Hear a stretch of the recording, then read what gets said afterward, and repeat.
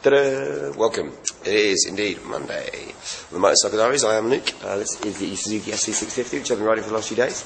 Done a couple of reports on it. Got the onboard camera on now. I'm going to take it out for a spin. Going to work now for the first time, and then I'm going to take it out to street bike later and pick up my new challenge, which you're going to absolutely love. It's the FL125. I'm going to have a gallon of fuel in it, and I'm going to see how many miles I can do on that gallon. But yeah, time to kind of. You know exactly what I feel about this bike. I do like it. I do, you know, as with all bikes, I think you can really feel the point of it. I love the V-twin and all that kind of stuff. But I must admit, there is one thing about this. Maybe it's just the twin. It almost feels a little bit cheap, if you know what I mean. Maybe no, that's the wrong word. Not cheap, but almost plasticky because it hasn't got that richness of a four-cylinder. It's a little bit more industrial. But you know what? Once you get used to it, that's almost a good thing. But it is very different from a four-cylinder bike. But, you know, that's the whole point. These offer you different choices, different options. If every bike was the same, it would be boring, wouldn't it? I quite like it. I think it gives it a bit more character, personally. But anyway, time to set off. I've got the onboard camera on. Ride safe, my friends, and let's crack on. Right then, returned home on the SV650S Suzuki. Reason being is street bikes, my new steed. I think I've got something a little bit special for me planned. They've told me to turn up in full racing leathers. And be prepared to be blown away. But it's not ready for me yet. They said they need some time to prep the bike, so I'm going to pick it up tomorrow. It means I've got this for one more day.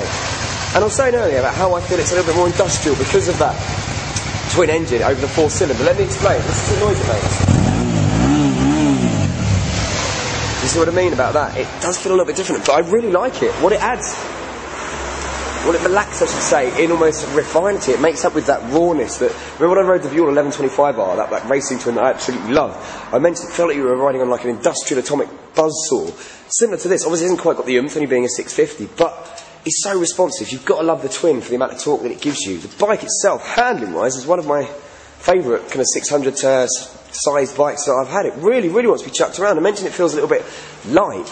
Not, you know, say for instance with the biggest profile back tyre like something like an R6 would have, or, you know, a full-on racer bike, but it allows you to really chuck it around. Those brakes are amazing. The ride and suspension is top-notch, but you'd expect that from a Suzuki. And it's a lot of fun, you know, and that engine really has got the power to, you know, make it a bit more fun. I've got some onboard footage for you. I'm going to miss it when I take it back tomorrow, but I'm excited about what the street bike is saying this new thing's going to be that's going to blow me away. So, I'll put this away for the night. I think I'm going to go and have a cheeky bevy or two. And then tomorrow I'll be prepared to go to the street bike, get a new one. I'm also getting a new Harley drops off tomorrow. And then, my friends, I'll be riding the R1200R for the rest of the week until I get on the Harley. Because that BMW from the guys at Brindley Honda is the ultimate kind of cruiser tourer with heated grips. And as it's getting cold, that's a good thing. So until next time, my illustrious compadres, ride safe, as they say.